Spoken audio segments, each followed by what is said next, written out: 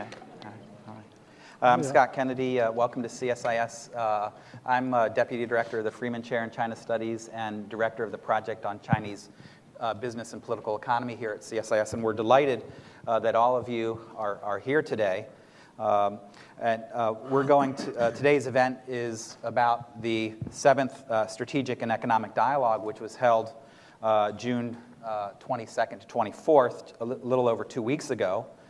The purpose of today's event is to hear from the administration their readout of how things went, how the process is going, and where we're heading, particularly with Xi Jinping's state visit just on the horizon. We waited 2 weeks to hold this event to give the administration a chance to catch their breath and rest and let the dust settle. Of course, in the past week, the dust has done anything but settle, as China's stock markets have fallen by over 30%. And even with today's substantial recovery, the correction raises questions about the trajectory of China's economic policies, the effect on the U.S. and global economy, and the implications for China's foreign policy more generally. All issues that were at the center of the SNED. Let me introduce our speakers today, and then turn to the agenda and to the rest of the program. Robert Donor is the Deputy Assistant Secretary of Treasury for Asia. He covers the largest swath of territory and largest population for any Deputy Assistant Secretary in the U.S. government, I believe. A part of his responsibility is providing the analytical and staff work for the SNED. To his left is Chris Adams. Chris is the Senior Coordinator for China Affairs and the Strategic and Economic Dialogue at the Treasury Department. He manages the economic track of the SNED. He arrived at Treasury at the beginning of this year after spending several years at USTR, including being their point man in the embassy in Beijing. We have a third guest who will be with us shortly, Susan Thornton, who is the Deputy Assistant Secretary of State for Asia and Pacific Affairs, who will be in that chair right there. She's on her way from the White House, and when you have meetings at the White House, you get a little break in terms of arriving late at events, so we're going to cut her a little bit of slack. But I'll just say a little bit about her right now, so we don't need to do that after she arrives. And of course, the bios for everybody are in the materials that you have in front of you. She's a career foreign service officer, served in Central Asia, Russia, in Beijing, and Chengdu, and Yerevan, and Almaty.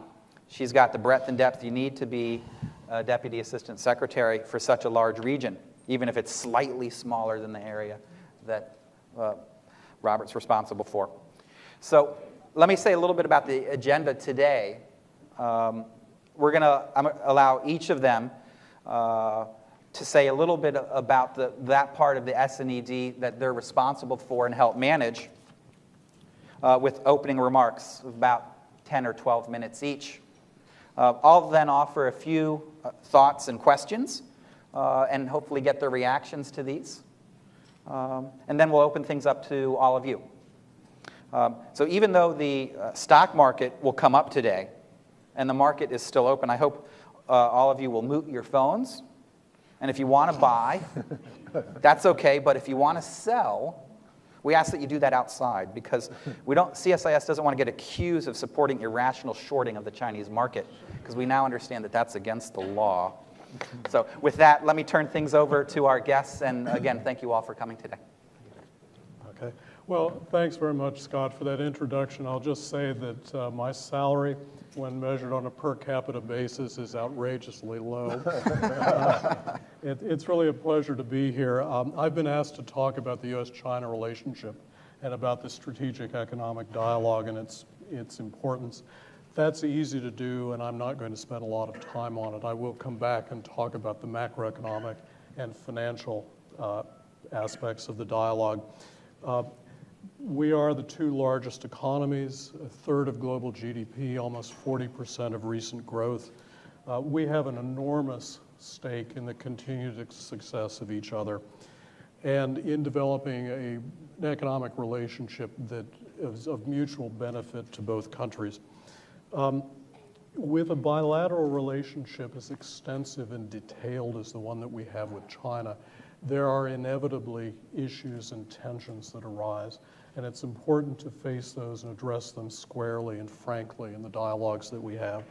But there's also a very large sphere of overlapping interests that the United States and China has in the health of the global economy, climate finance, and in maintaining and supporting the international economic and financial architecture. There are numerous dialogues between the United States and China, dialogues, working groups, meetings that we have bilaterally and multilaterally. But we've recognized over the past years the value of having a single overarching dialogue that brings together the most senior officials across the governments of both countries in the SNED. And finally, I'll say it because I know my colleagues won't, it takes a tremendous amount of effort to organize and pull off each strategic and economic dialogue.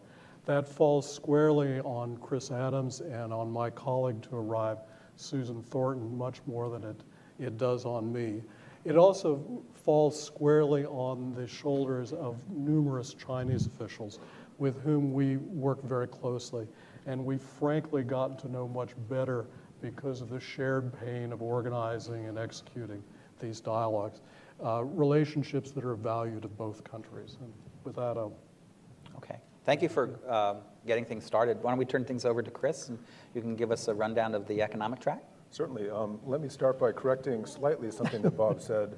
A lot of the burden also fell on Bob's shoulders, and he was a great contributor to the SND, and I think several people in this room also contributed. So I just want to thank everybody from both the Chinese government and the U.S. government, all of the other agencies, state, USTR, Commerce that contributed.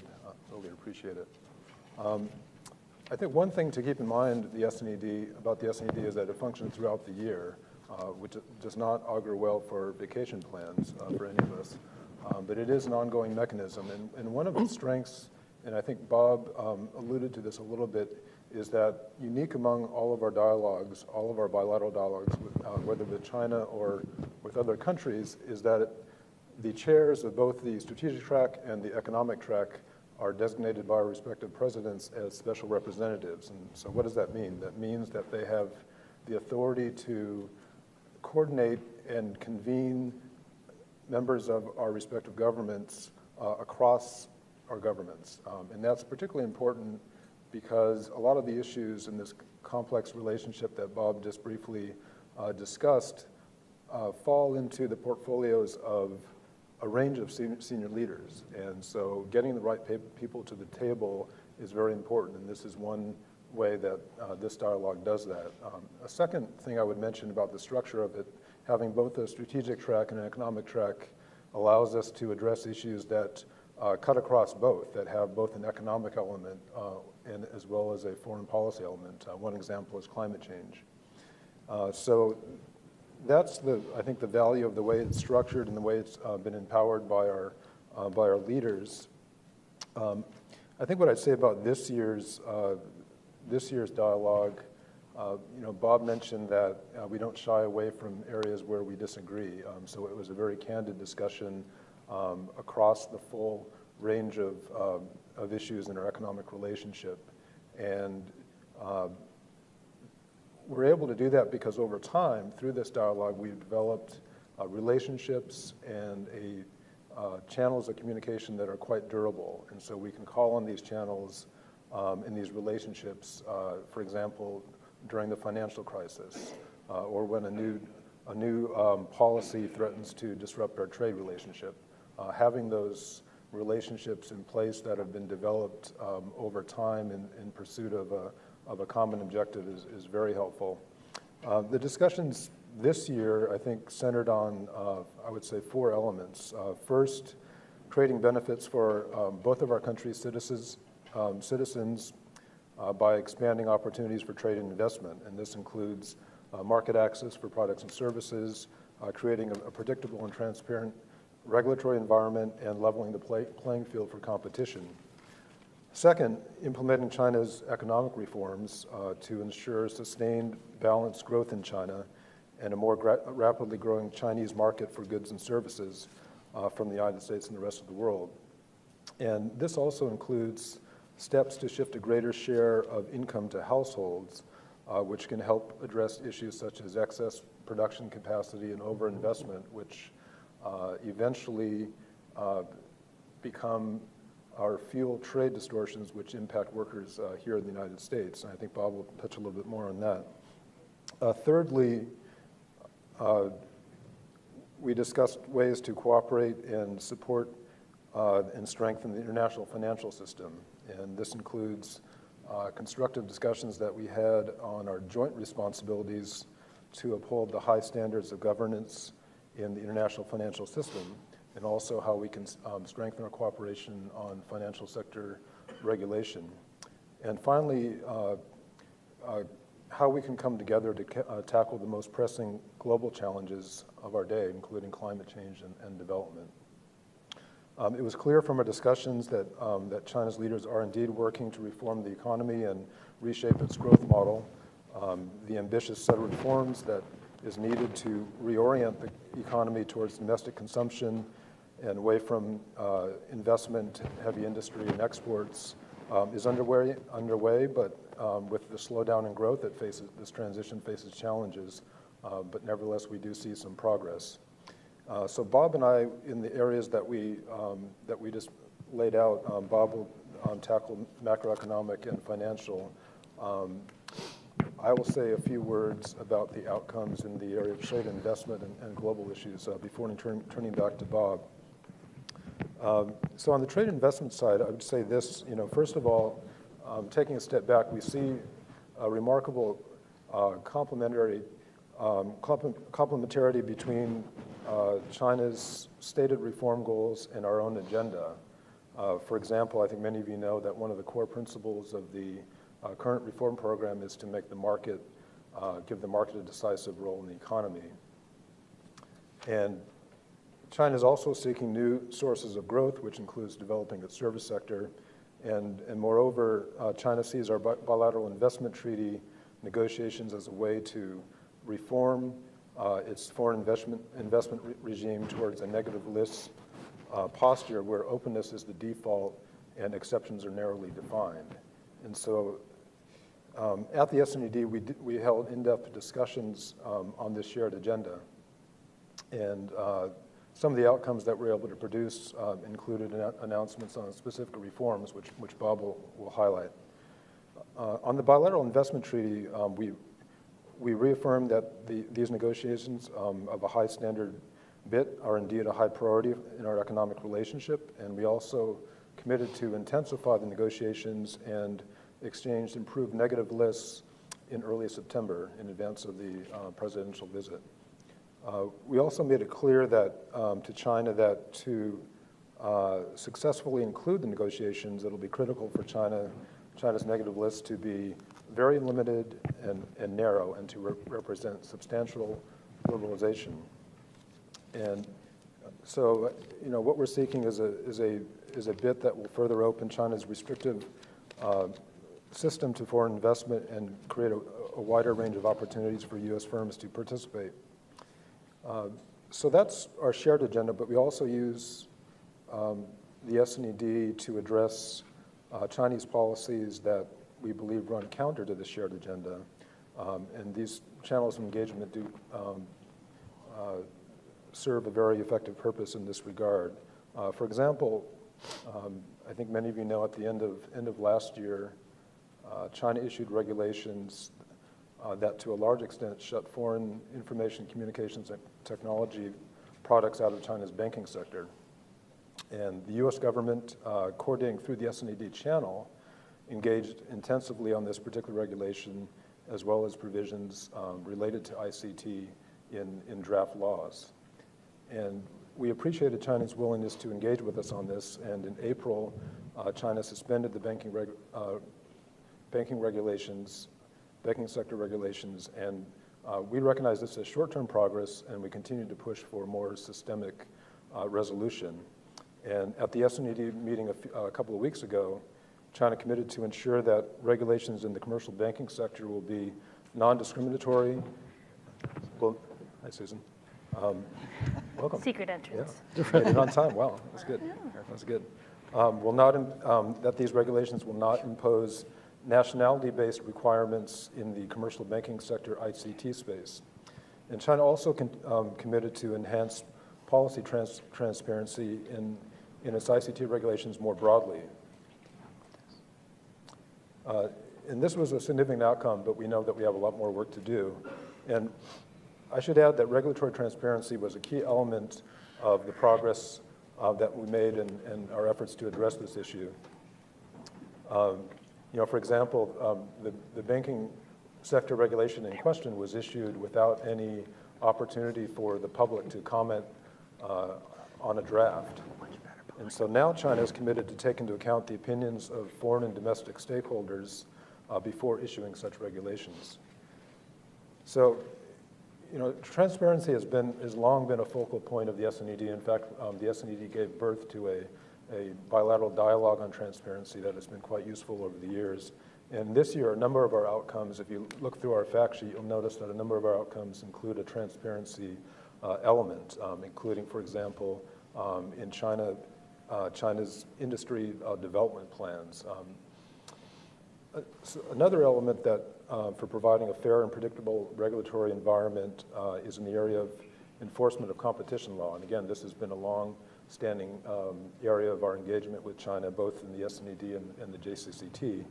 And this year, we made further incremental progress in clarifying which courts are responsible for handling appeals of anti-monopoly law enforcement decisions, as well as a commitment to discuss procedures for administrative reconsiderations. Another important issue, we held candid discussions on China's national security review for foreign investment. And this involves our concerns regarding the extremely broad scope of China's review, and also its lack of regulatory certainty that would prevent a transaction from being reviewed again once it's completed a review, as well as the role of third parties in these reviews. And we're hearing concerns from stakeholders, I would assume, perhaps some of you in this room, that the potential for such a broad national security review could block investments on grounds that, frankly, go beyond genuine national security considerations. And what we're hearing is a concern that this could potentially negate some of the benefits that are promised in the bilateral investment treaty negotiations. So even though we didn't make sufficient progress to announce an outcome on this issue, our discussions were in fact very long and quite productive, and they will continue. Moving beyond the bilateral issues to the global marketplace, we also made progress in our discussions on establishing new guidelines for export financing. Some of you may know that China is the world's largest provider of export financing or export credits. And so including export financing by China and other emerging markets in these new international guidelines that are being negotiated is critical to creating effective rules as well as to creating a more level playing field for U.S. exporters.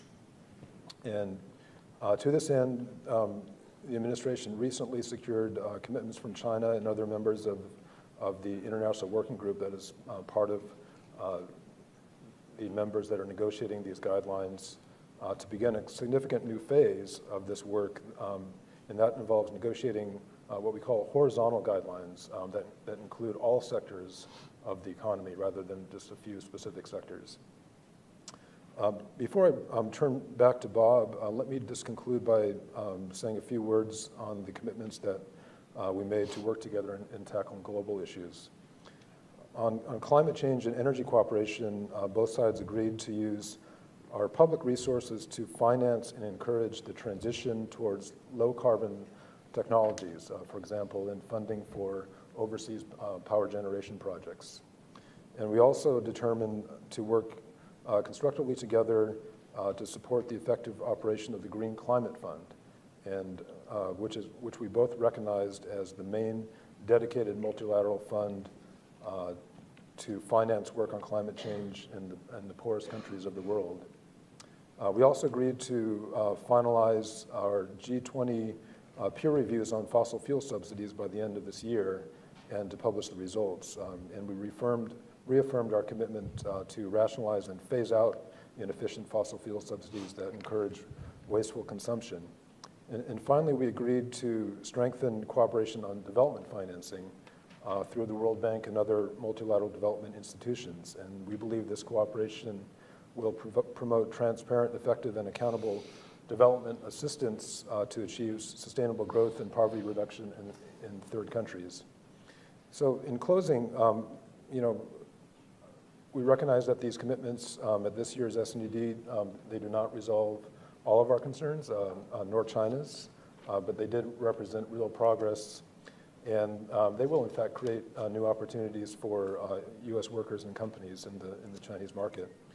And we also, finally, I would just say that we discussed the need to lay a strong foundation of economic cooperation and economic reforms for the coming visit later this year by China's President Xi Jinping.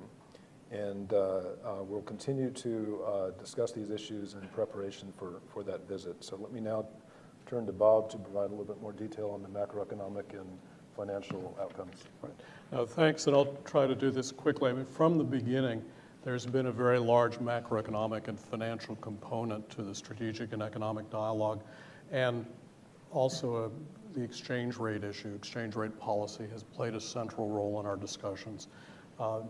Realizing the G20 commitment to move more rapidly to a market-determined exchange rate is absolutely crucial to Chinese growth and to balanced growth of the global economy. This means allowing the exchange rate to adjust, reducing intervention, and increasing transparency and disclosure of China's exchange rate policy. Chris mentioned, I've mentioned the importance of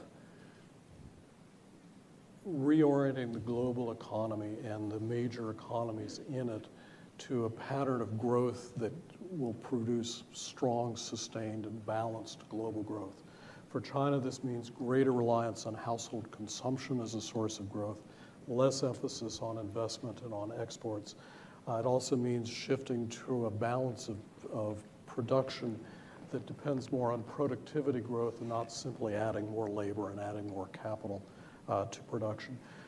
As Chris mentioned, the Chinese have announced in the third-party plenum a very ambitious and extensive set of reforms to rebalance the economy, to develop, liberalize, and reform the financial system, to reform SOEs and create a level playing field with private enterprises, including foreign enterprises, and also market opening measures across the economy to encourage greater competition and higher economic performance. On exchange rates, last year we had a commitment from the Chinese to reduce foreign exchange market intervention as conditions permit. The first time China had ever made an explicit commitment to foreign exchange intervention.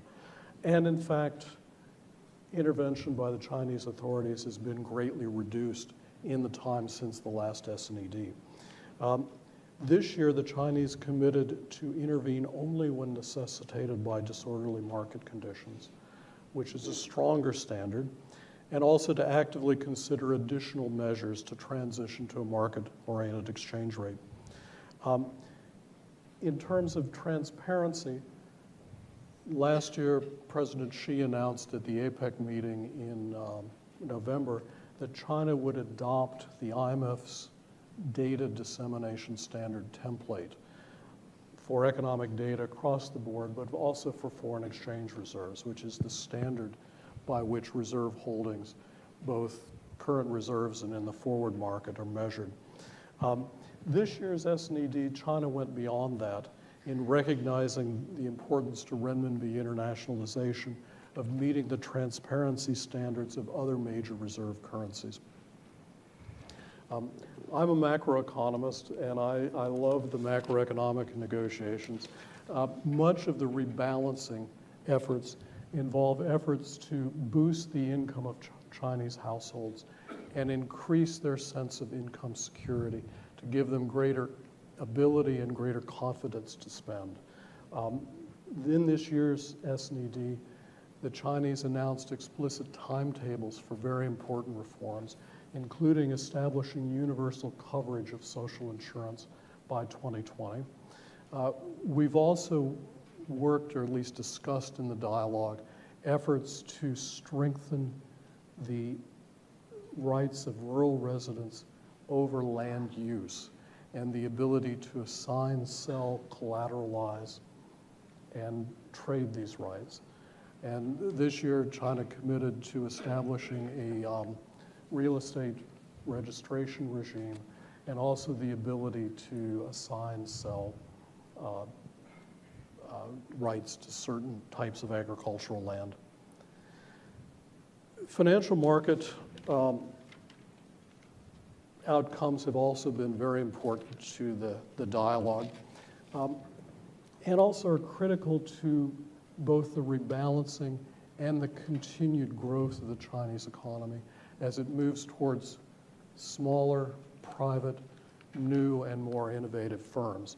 The United States is pressed for liberalization of the financial market, in particular liberalization of interest rates to allow capital investment resources to be allocated on a market basis. This year, the Chinese announced that they would offer negotiable certificates of deposit to individual investors and enterprises, the first time that a market-oriented bank investment instrument had been offered to the general public, and committed to take additional steps to give banks additional flexibility to set interest rates.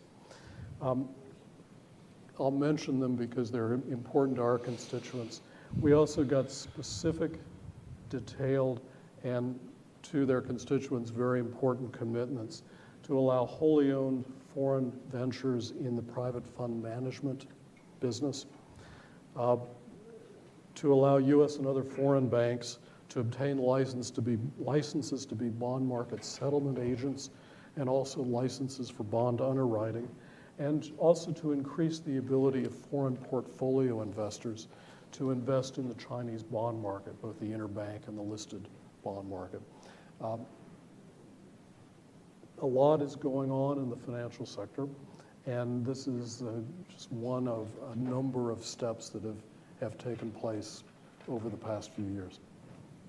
Terrific, Bob. And Chris, thanks both of you very much for a lot of detail. It's a lot of ground because it's a broad dialogue. We're happy to have Susan here now. Thanks for participating today. I've already given a wonderful, stupendous introduction. And everyone also has it in the materials that they have as well. But I just want to, again, say thank you for participating. And would love to hear your thoughts on the strategic track of the dialogue, and then we'll take things from there. Questions, yeah. Thank you very much, and sorry for my stealth entrance. I was actually with a bunch of people working on a lot of the follow-up from the meeting that we had at the S&ED and the SSD, and also we had the consultation on people-to-people exchange this year. So since I missed the introduction, Bob or Chris or both of them may have said something about the broad overview of the approach to the meeting and what we generally see as the virtues of this process. And it's hard to even call it the S&ED process because we always add a couple of extra or a bunch of extra elements to it each year, and each year the extra elements seem to grow. But so, for example, we had the consultation on people-to-people exchange, which brought Vice Premier Liu Yandong also to Washington for this meeting this year. Of course, the main interactions that we had were with State Councilor Yang Jiechi on the strategic track of the S&ED.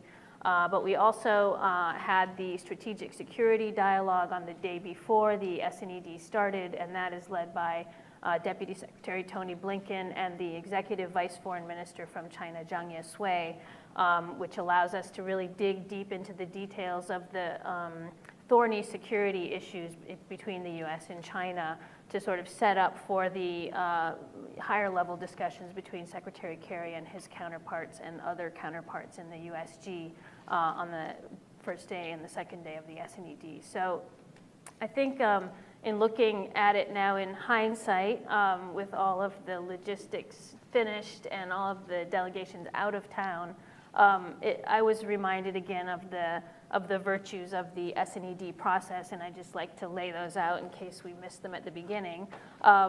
First of all, of course, this is a very high-level interaction that we have with the Chinese government, and it's not that easy in their governing system, which doesn't match exactly with ours, to get high-level, sustained access to Chinese government leaders in the way that we're able to do through this process over several days. And it's very unusual that they all come together in the same place and you have access to a range of them at the same time. So I'd just like to again stress that that is a unique feature of this arrangement, and it's been very productive and important for us to have that. Why is it important? Because the government is very stovepiped, and despite the fact that we have a strategic and an economic track, the State Department, the Treasury, the White House, the Defense Department, and all of the agencies in the U.S. government are always in lockstep and on message together, and we feel that sometimes we don't see the same kind of unity, and we don't know that our messages are always getting through to every part of the Chinese government the way that we would like them to. So I think that's another virtue of the SNED process. We're able to reach lots of different agencies, lots of different actors, and get our messages across and ensure that we're not being blocked somewhere in the system. Of course, the mix of actors that we have in each of the meetings is also a huge advantage, where you're able to sort of talk both to the Foreign Ministry, to the PLA, and to some other agencies of the Chinese government, like the Ministry of Commerce, all in the same meeting. We don't normally get that mix. I think, as I said, this year we added the consultation on people-to-people exchange, which gave us another kind of venue for talking about some of our not only positive issues with the exchange and our follow-up on our visa extension validity from last year's summit meeting in November, but also to talk about some of the tougher issues where we have problems on access for people, access for programs, some of the problems that some American organizations may see in trying to work their exchanges in light of, for example, the new NGO law that the Chinese are considering. So I think that added another element. We also had a number of side meetings. We had side meetings on health. We had side meetings on international organizations. We had regional side meetings, for example, on Afghanistan and on South Sudan. And there were a number of other meetings that counterparts were able to have just by the fact that all of the Chinese interlocutors were in town at the same time. So I think it's a time when I'm a diplomat, so I appreciate the craft of diplomacy and engaging with your counterparts from other countries, and this is an extremely intense period of diplomatic activity where you're really able to scratch beneath the surface and drill down on things with a range of very high-level actors in China. So I think that is very important, and I just want to sort of set that out at the beginning. In the strategic track, of course, we were able to have detailed discussions on the full range of issues with China.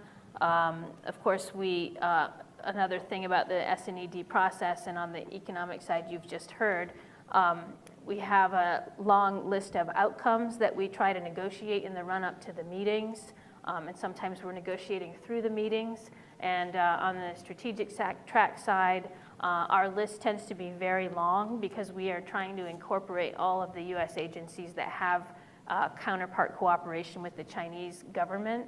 The SNED also provides a nice way for them to get access and pursue their technical cooperation with Chinese agencies.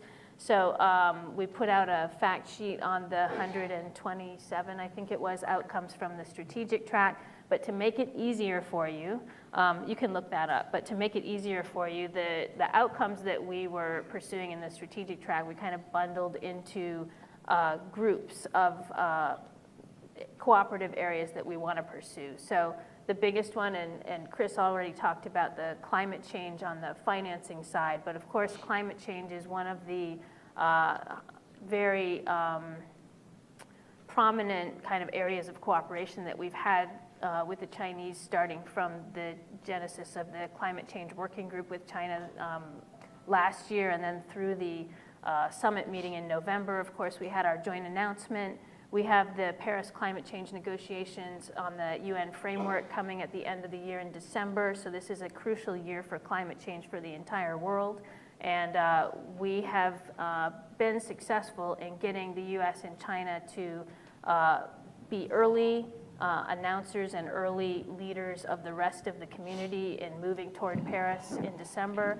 At the SNED this year, we had a public event that sort of memorialized the commitments that were made by the US and China last year, and also laid out kind of a roadmap of implementation, what we've been doing to make sure that we're tracking those commitments, and then setting out kind of a futuristic path from now until December for how the US and China are going to work together to get a successful agreement in Paris in December. We also had a private negotiating session to work on those outcomes. And so I think the climate change cooperation continues to be very important.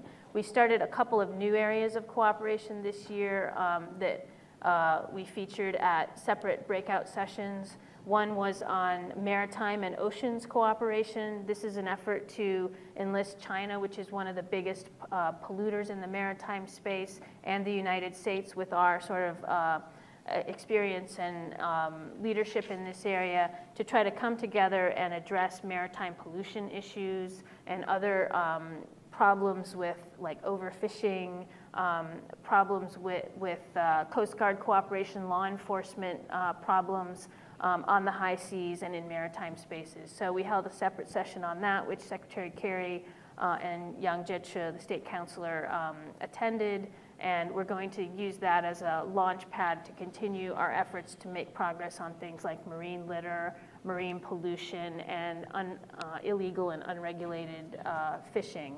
And the Chinese were quite enthusiastic about this, so we are working now to develop the detailed cooperation. We also had a separate session on development cooperation for the first time with China.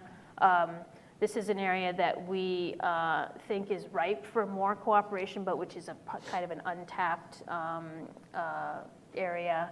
And this was the first meeting that we've had with China. The assistance efforts in China are run by the Ministry of Commerce, and they do not have an agency for international development like we do, but this was the first chance we had to sit down with the Ministry of Commerce and kind of lay out from their perspective what their interest is in cooperation and our interest in cooperation, and try to find where those overlap and where we can come together and between the two efforts produce a better outcome in development assistance areas. So we're working on a number of follow-ups, but we agreed to follow up on the health system recovery in West Africa in the post-Ebola environment. We're going to work on disaster response coordination, which was pointed out by the disaster, the earthquake in Nepal, and the various responses to that, and sort of left open opportunities that we discovered in that process for where we could coordinate better and do better international donor coordination on disasters. And we have a number of other projects, including expansion of cooperation on training in Afghanistan. So those are kind of the big areas that we sort of started this year that were separate efforts. Of course, we had a long list of outcomes. In other areas, we're continuing to cooperate on regional hotspots. So we talked about Afghanistan and efforts to bring stability and prosperity to that area. Of course, we've been working closely with the Chinese. I think you saw there was a reconciliation process meeting last week. So we've been working to try to, with the Chinese and the Afghans and others, to try to push that forward, and they've been quite cooperative there. On Iran, obviously, the negotiation is still going on. The Chinese foreign minister is in Vienna, so there was discussion on, continuing to work together to try to get a successful outcome in Vienna. And then sort of South Sudan was another topic, and humanitarian response in Africa. So we're working sort of to push all those issues forward. There's a long list of other outcomes that we managed to negotiate in the law enforcement area, in the non-proliferation area, et cetera. But I think the thing that people probably most want to hear about is the conversation on the tough areas, the problem areas where we didn't get outcomes, and there was a lot of discussion both at the time of the meetings and after the meetings about some of those. Of course, South China Sea focus has been overtaken by the stock market crash, which I'm happy to have my Treasury colleagues here today to address those questions. But of course, discussions on the South China Sea were very extensive, and I would say, you know, there's not any question that we agreed to disagree on this. We pressed China very hard that they need to get the South China Sea issue with the claimants in the region into some kind of a diplomatic process in order to ratchet down the tensions in that region. That's not in anybody's interest. The Chinese have been thinking that they are going to be able to, I think, sort of mollify people by the approaches that they've had on announcement about the halt of reclamation, et cetera, and they were quite surprised that people were not satisfied by that announcement and wanted to push them further. So I think we've got now follow-up work to do, but the idea that, that we can't have pointed discussions and that we can't try to move these areas of difference and narrow them down and push them in a direction that's a more prospective one is not true, and I think that this SNED process helps very much in that, in having, of course, the PLA and other agencies at the table to hear about our messages on this and what our concerns are is also very important, and I think we'll be continuing to work and follow up on this, but on the other sort of problem areas at the time of the SNED, of course, one of the top stories was about the cyber intrusions, and I think there was a lot of press at the time about the conversations that we had with the Chinese about cyber issues. We had a much more kind of a detailed conversation about these issues than we could have had without this session going on. I think we, understand each other's positions much more clearly for having had this discussion, and it was not an easy discussion. We have also just concluded now a week-long session of negotiations in New York in the group of governmental experts on cybersecurity issues. That's a multilateral event, but I think it's also was timely that negotiation was going on at the same time we had the SNED going on here and having these conversations about cyber. We're reflecting also in the negotiations in New York. So we were able to sort of move the Chinese a little bit closer to some of our positions in the multilateral discussions. So I think all in all, not an easy discussion, very pointed, but definitely useful, and we can't solve everything with one meeting, but again, I'm a diplomat, and this is the kind of work that you do day in, day out, negotiations, discussions, and we try to move closer to narrowing those differences where we have them. On human rights, which is the other tough area, as I said, we had 2 vice premiers and a state counselor and a whole lot of other ministers and high-ranking people.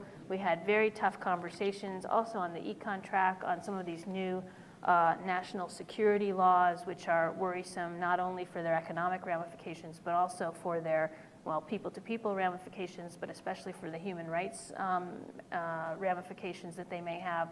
And we're able to have very detailed conversations with very high-level people about all of our concerns there.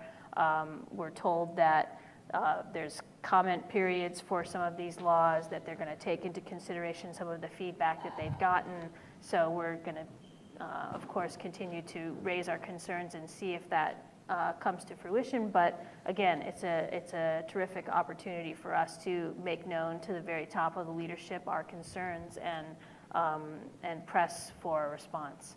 So I think I'll end it there because I know we want to get to Q&A, but thank you very much, all of you, for coming. And again, sorry to be a little bit late off the top.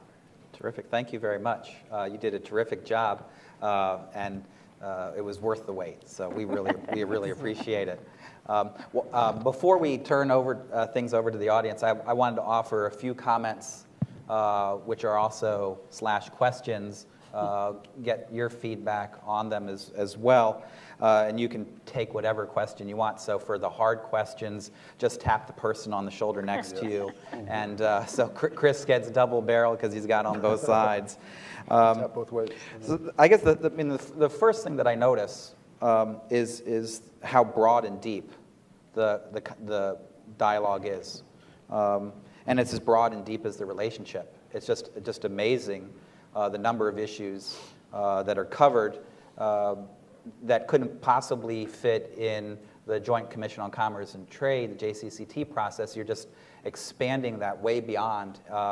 And it's important to have a place at one time to do that. In addition, it's beyond border. We're talking about a lot of things that are beyond borders. We're talking not only within China and within the United States, a lot of detail about macroeconomic policies, human rights, et cetera.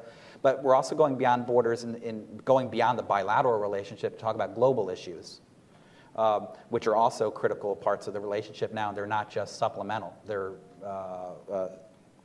central. And so that's important that this is also part of the process. The other thing that I notice is how much work goes into this, and how difficult it is to bring so many different agencies together, both on both sides, but within each government. And that, from what I understand, there were 300 to 400 Chinese as part of the delegations, and probably just as many American officials, plus the experts and industry representatives.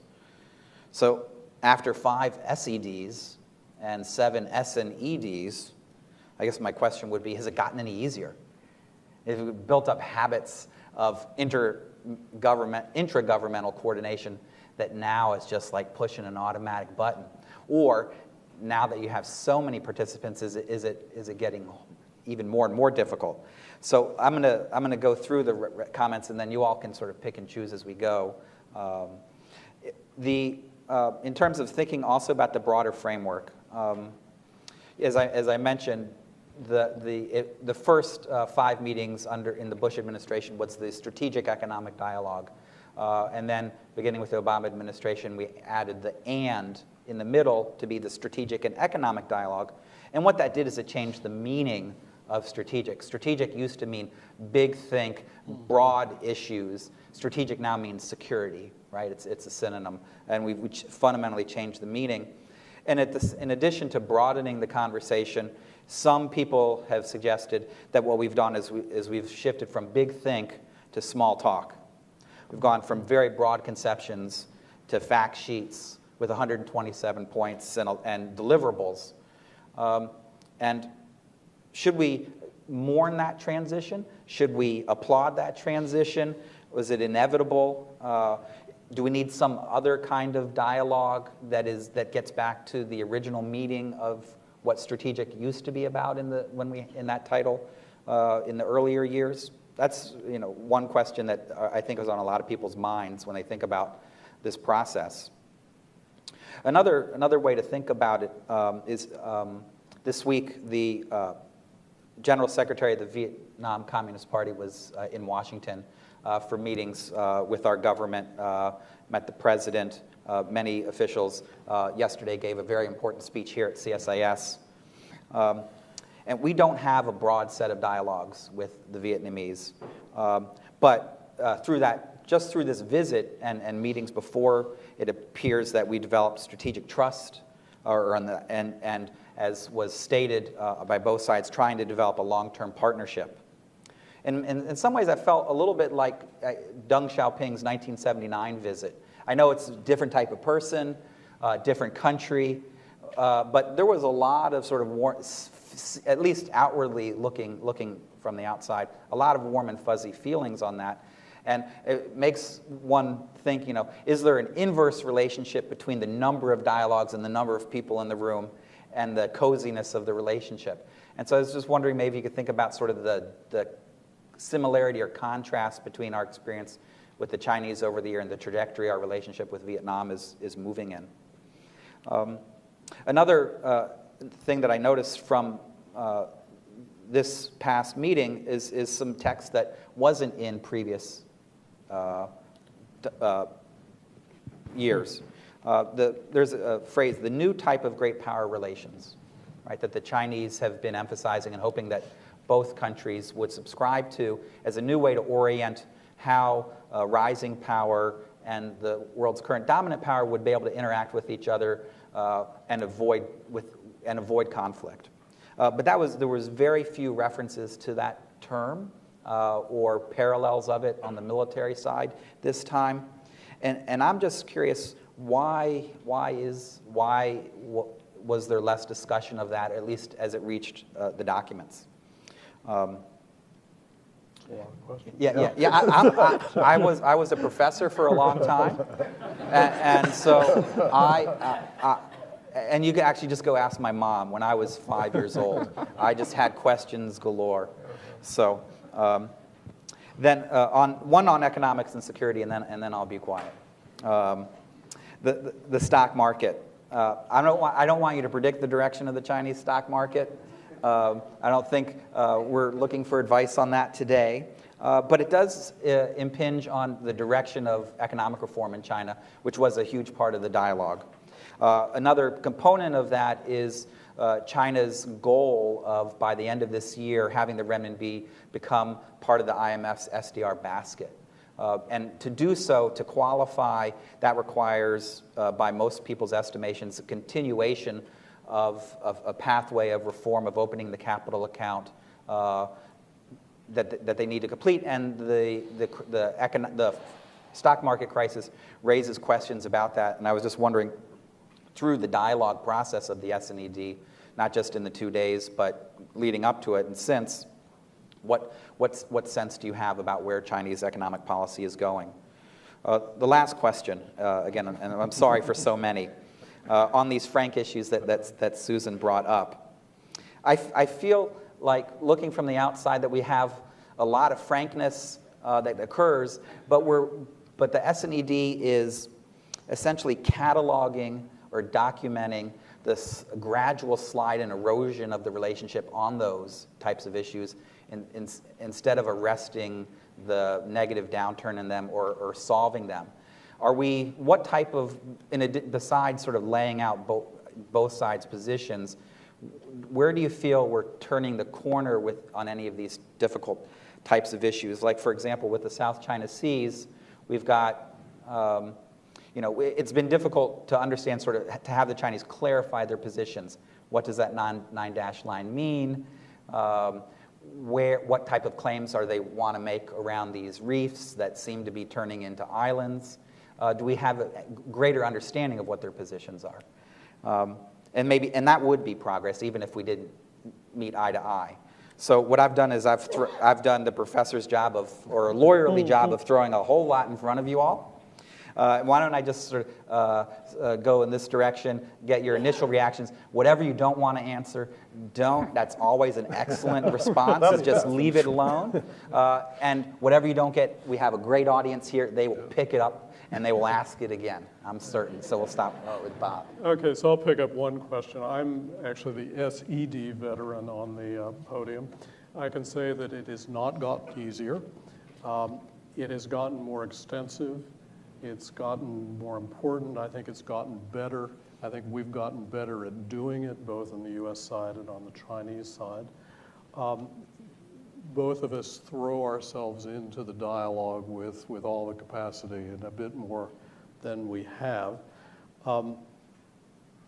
One thing that I can say is that over the course of the time that I've been working on the Big China dialogue, the extent of our relationship, the ability to call people up on the phone, to ask questions, to make arguments, to just find things out, it's night and day difference. I think we have the kind of relationship, at least at Treasury, with Chinese officials that we have with G7 officials in terms of frequent interaction and sort of not always relaxed, but regular information exchange. So it's been a huge benefit in that regard. Yeah, let me pick up where Bob started. So Scott, you mentioned depth versus breadth. I think if you tried to create a dialogue with this breadth without having the depth, that would be a recipe for disaster. And the depth comes from what Bob was talking about, that we've been doing this for a while. It may not feel like it's getting easier, but you know, I worked on the SED as well, and I think over time, developing, you know, not only relationships, but just the way of doing it. Like, how do you go about, you know, getting all of the relevant agencies together on an issue? What is the channel? What is the mechanism to do that? And it may not work so well the first time, but over time, you get better. And it's a mechanism that that you kind of build like a machine over time. And if you didn't have that and you had a dialogue of this breadth, I think you would run the risk of either having chaos or just a lot of superficial conversations. And I think, you know, Scott, to your point about, you know, are we just cataloging our differences or cataloging the erosion in the relationship? I think because we have that that depth and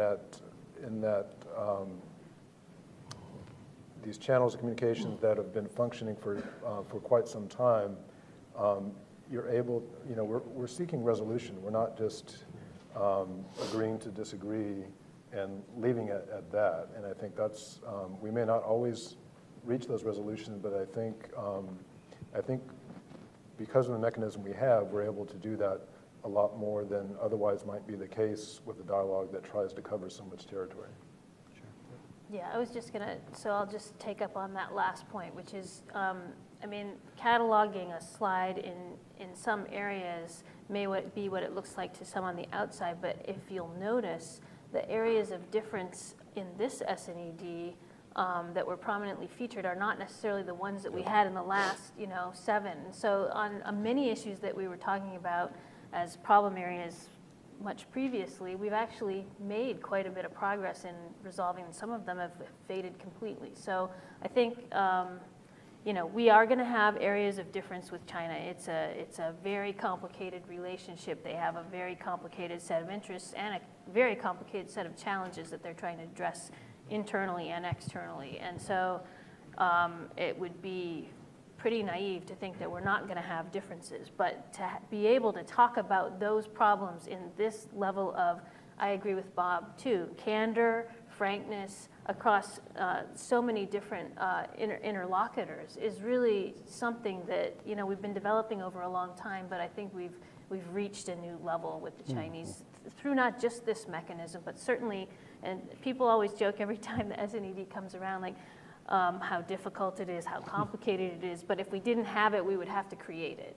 And I think there is a difference between China and Vietnam in that respect, which is that the number of issues and the number of agencies and the number of you know, cooperative programs and technical areas where China is a player are so numerous that we have to have a very you know, extensive number of dialogues. It's also a function of their bureaucratic system, and the dialogue meeting kind of is an action-forcing event in their system, whereas otherwise nothing might happen. So I think from all of that, and I think I mean, it's not easy, but it's gotten more easy as we have all sort of adopted it and seen the benefits of it and are sort of put behind it. We've got structures now. We've got ways to bring our interagency together that we didn't have before, which is also very important in managing the China relationship. So I think all in all, it's a positive thing. Super, super. I really appreciate you all letting me ask all those questions and responding in the way you did, because it meant to elicit comments on a variety of things. But I think now we want to turn to our audience. When I call on you, if you would please just identify yourself and your organization, and if you would ask a question that is both brief and a question. I would really appreciate that. So we'll start right here. Yes. And the third mic is coming your way. Thanks for your discussion. Jennifer Chen, reporter with Shenzhen Media Group, China. My question is to Ms. Susan. So you mentioned the cybersecurity issues. We know yesterday Secretary Johnson said here he encouraged both countries to share, to find common ground in terms of information sharing. So as far as you are concerned, what will be the common ground? And in the press conference of SED, Chinese officials stressed that the international community should set up a set of rules to regulate the actions in cyberspace, to which China has put forward some initiative to the US, and the US also proposed some initiative to China. So what are the initiatives from US perspectives? Are those initiatives both countries mutually accepted? Is there anything else will have done to ease the tensions before presidency's visit? Thanks. She got her rapid fire questions in a much shorter and a more efficient way. Oh, just kidding. I'm learning. No.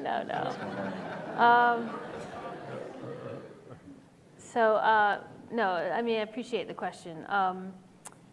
So we have agreed, as the two biggest users of the internet in the world, that the US and China definitely have an interest in coming up with a better framework, both between the two of us and also globally, to manage internet and cybersecurity and other related issues. And so we've been working, it hasn't just started at the SNED, we were working on this previously. As I said, this group of governmental experts effort that was ongoing at the same time that we were meeting here in Washington has been working. US and China are both very active. We've had a number of interactions and conferences over the years, and they're increasing in intensity and frequency. So there's definitely agreement on both sides that we need to come up with a better way of managing and working together. We've made a number of proposals. Some of them are involving multilateral stakeholders and some of them are bilateral. One of the things that I think both countries are interested in is pursuing a set of so-called peacetime norms that would set out a kind of a framework of rules of the road of behavior in cyberspace for governments in peacetime. And so we're working with the Chinese directly on that, but we're also working multilaterally together on that, making some progress, I think. The other proposals focus on information sharing on incidents like hacking and intrusions, where we can ask for investigative help and have a better understanding of how that should work and what kinds of information should flow back and forth. So we're working on that. I think that was a proposal that we were able to push forward, and we're developing the details now. I mean, the other area is sort of making sure that our response teams, when we have problems in cyberspace, are communicating, and that the capacity of both of they're called CERTs, cyber emergency response teams, can work together properly. And so we are having also, I mean, I think Secretary Johnson, he's under DHS is where the CERT is housed, and so he's been involved in counterpart conversations with the Chinese, but also we've had other conversations about moving that forward. So I think those are all areas where we're pushing forward on trying to improve the cyber communication and cooperation, information sharing with China. Okay, that's great. We're going to go right in the front row here. Hi, my name is Sean Kim, and I'm a high school student. So the Chinese government is banning Muslims in Western autonomous regions from fasting right now during the month of Ramadan. Was this mentioned at all during your discussions with the Chinese counterpart about human rights issues in China? And if yes, could you talk about some of the details that you discussed? Thank you. I guess that's for me. So yeah, we don't normally read out the details of our discussions of diplomatic meetings, but I can say that this, the topic of human rights, of course, was raised, And one of the things that we have continuously discussed and urged and talked about with the Chinese colleagues is our work and our global effort to counter violent extremism and to make sure that local governments and security forces are working in communities in a way that does not promote a reaction that leads to violence. And so on specific human rights violations like some of the ones you mentioned, we have raised those directly with the Chinese, but we're also trying to, and Secretary Jay Johnson was in China earlier this year and had conversations with the Chinese to try to point out the, policies that are repressive toward minorities tend to have counterproductive effects, and that the entire globe right now is working toward countering violent extremism through smarter policies, working with communities to try to stem this kind of antagonism between authorities and local communities. So those are two areas in which these issues come up generally in our conversations with China. Terrific. Okay, we're going to go in the back of the gentleman standing up at the tabs. Thank you very much. John Zhang with CTI TV of Taiwan. I also have a question for Susan, which means you need to come here more often. How was the issue of Taiwan discussed, or was it discussed at all? I know it's probably an issue that's coming off the front burner, but it is an issue that the Chinese side usually puts some emphasis on. How was it discussed? Did you discuss the possibility of the DPP taking over the presidency, the possibility of that, taking over the presidency early next year? The dialogue between the DPP and the mainland. Thank you very much. Yeah, so again, I don't want to get too much into the details of the conversation, but you are right. The Chinese are always very, insistent on raising the Taiwan issue. They have so-called, core interests that center on a lot of the territorial and sovereignty issues that China views as very important to its national interests, and so Taiwan is usually raised. We do not make efforts to put it on agendas or anything like that. It's not something that we necessarily, schedule a lot of time for a discussion, but of course China has strong feelings on this, and we are having this dialogue in order to hear their concerns, and they have a number of concerns with regard to Taiwan. Primarily the concerns that they raise with us have to do with the Taiwan arms sales, but they also raise other concerns that they may have. With regard to the specific issue that you raise, I think we know that there is concern, but I wouldn't say that there was any specific kind of long discussion about that topic. Why don't we see if there's, so we spread the wealth a little bit here, some questions on economic issues, so generally. So I was in the second row here, this gentleman. I like Susan's answers. Yes, but there was, I do have an economic issue. Terrific. Yeah, my question for two Treasury officers, and you didn't answer the Scott's question. Did you contact with your Chinese counterpart on Chinese stock market in the past 2 days? Because yesterday, Secretary Liu has expressed his concerns that this stock market crisis could slow down the pace of the Chinese economic reform. But many Chinese are accusing American investment banks of manipulating the market. So did you contact with them and explain or talk about the situation over there? And a follow-up question on Taiwan for Susan. Did you brief your Chinese counterpart about the recent visit by Dr. Tsai? If Ms. Hong Xiu-Zhu could be the formal candidate of KMT, will the U.S. government intend to invite her to Washington, D.C.? Thank you. We'll start with Bob. I'll start with, so, I came here to talk about the SNED and the E-Track and not to comment on markets. I won't comment on markets.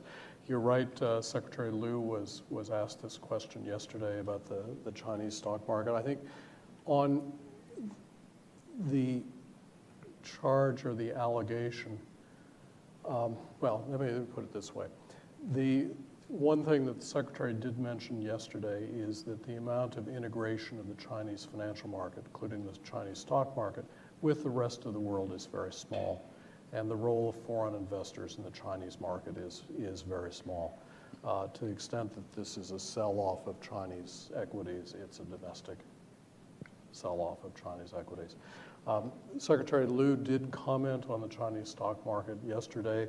His interview is up on our website. Fortuitously, Scott was on the Diane Rehm show today talking about the Chinese stock market. And they'll rebroadcast that later today. I think he wants to listen to me. But the Taiwan question is easy. So we have already said publicly that we welcome other candidates to visit the United States. So in answer to the response on the potential visit, I mean, we've already said we welcome publicly other candidates to visit. okay, we're going to come right here in front.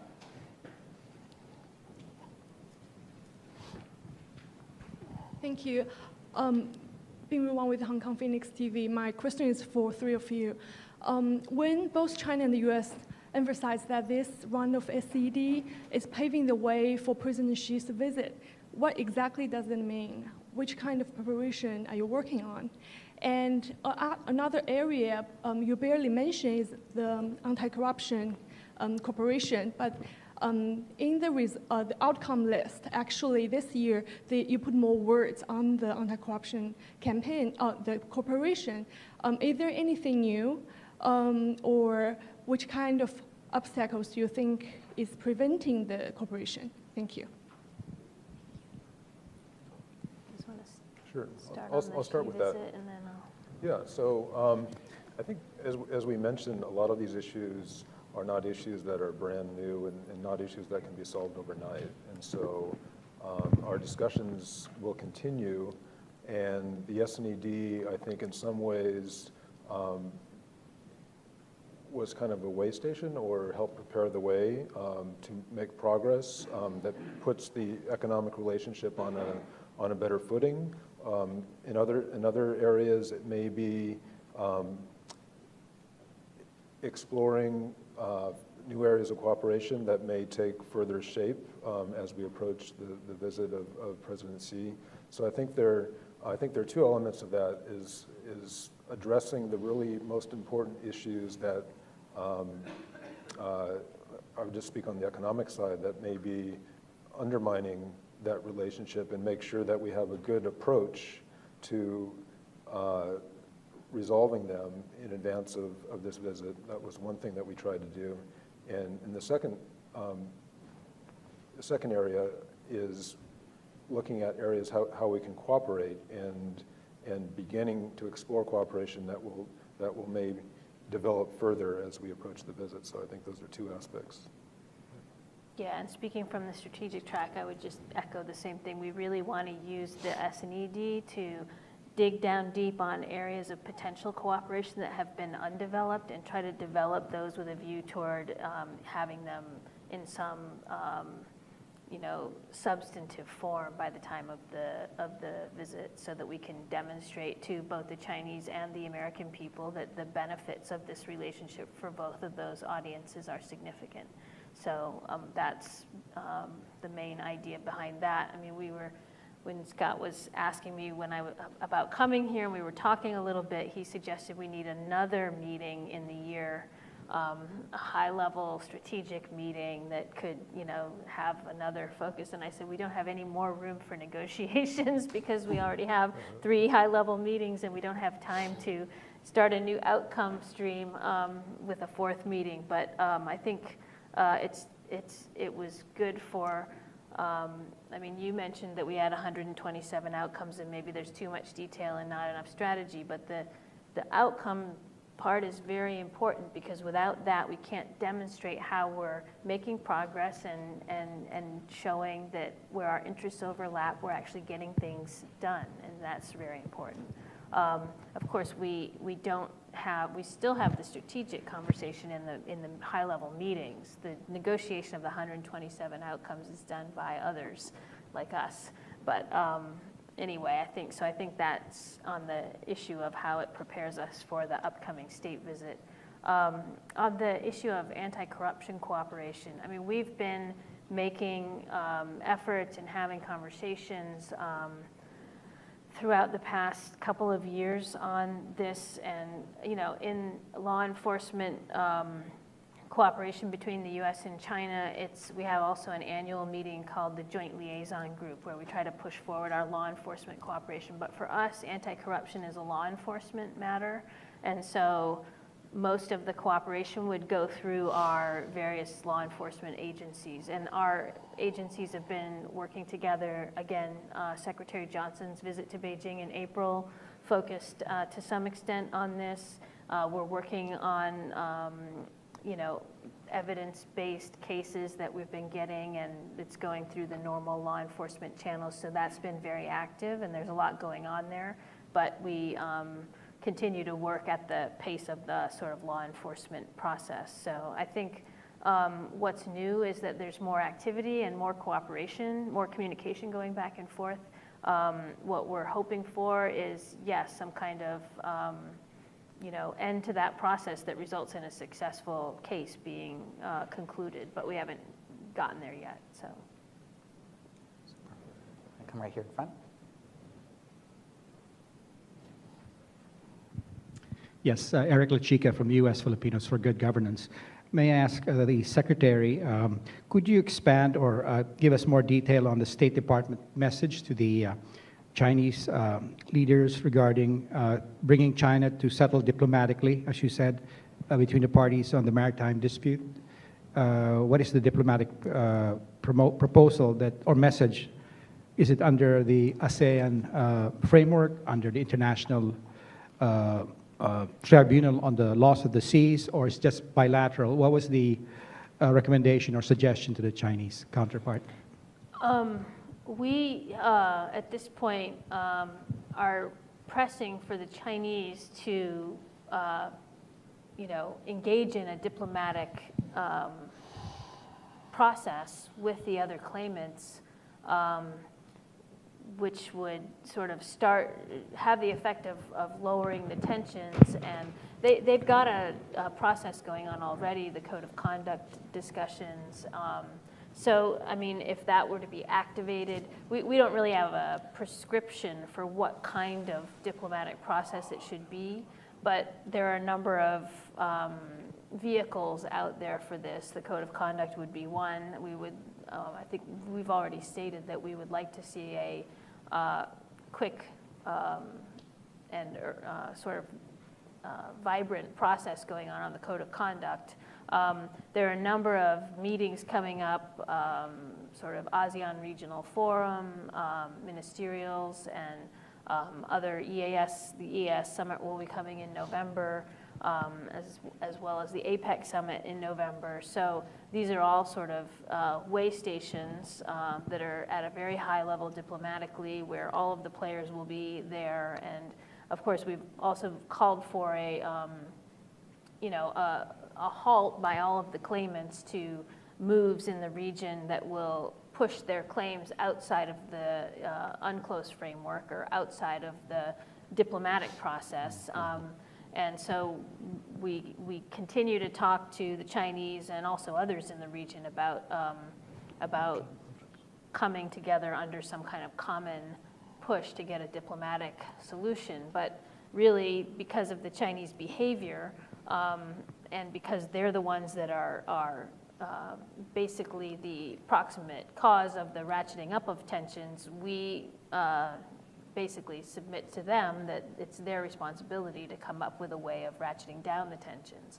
And of course, we'll be continuing to press them very hard on that as we talk with others in the region. But we've got a number of target dates coming up. We've got a number of different possibilities of things they could do, and we're not necessarily pushing any one thing, but we very much want to get the claimants and the Chinese in a diplomatic process, which we think the Chinese should be doing a lot more to move forward.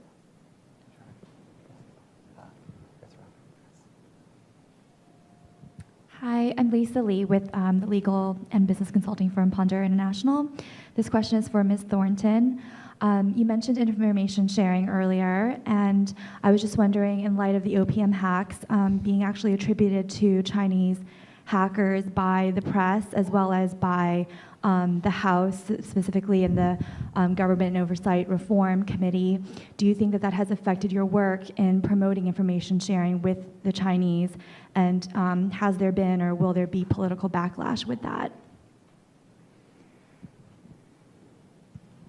I got a lot of questions about the OPM intrusions in the wake of the SNED meetings, but up to now, the U.S. government has not officially attributed the OPM intrusion to the Chinese government, but that's not really the core of the issue, because there have been a number of intrusions over the years that have been attributed to the Chinese government. So whether one particular intrusion has attribution, I don't think that that's really going to make that much of a difference. Right here, Andy. Hi, Cristian Lungarotti, Embassy of Italy. I'd like to know if during the meetings there was a discussion about the market status economy of China, and there is any evolution from the US perspective on this point. Sorry, about what? On the market economy status. Market economy status. That's an issue that China always raises, and they do raise it in our SNED process as well as in other dialogues, including the Joint Commission on Commerce and Trade. And it's an issue that we have a channel for discussion, a working group that discusses the policy issues that are involved and the criteria for market economy status, and it allows China to raise any concerns that it has in this regard. So that is continuously an element of our dialogue that China raises.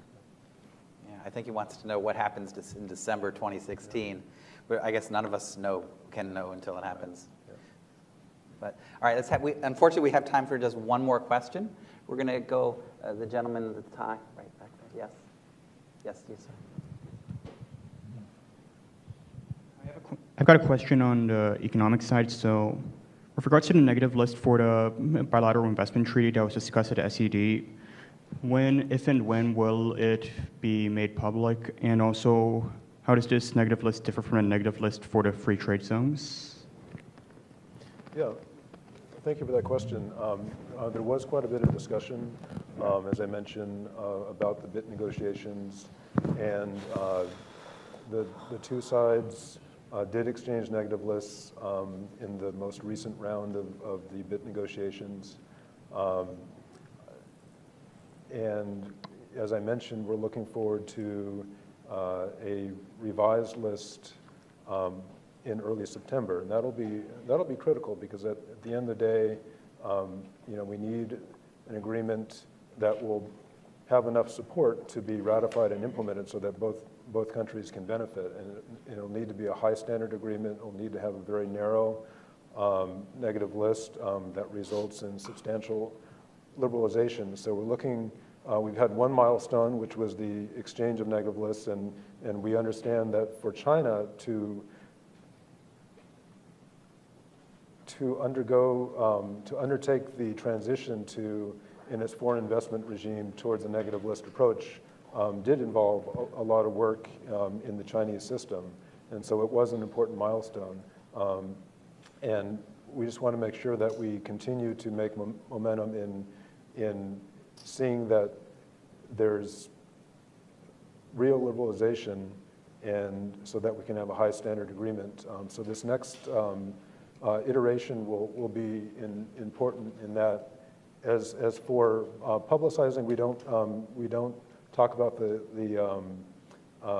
content of these negotiations. I would refer you to the lead negotiating parties on our side, the U.S. Trade Representative and the State Department, for further details on that. And the State Department has no further comment.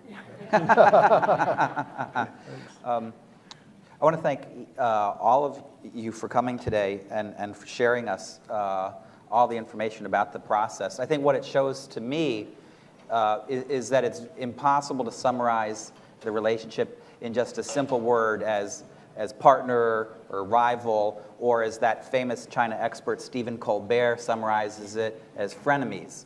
It's much more than that. We really appreciate your work on a daily basis, day in and day out. We hope there's some day outs, so you get a little bit of rest, so you can gear up for the summit that's coming up and for next year. Everybody, please join me in thanking our guests.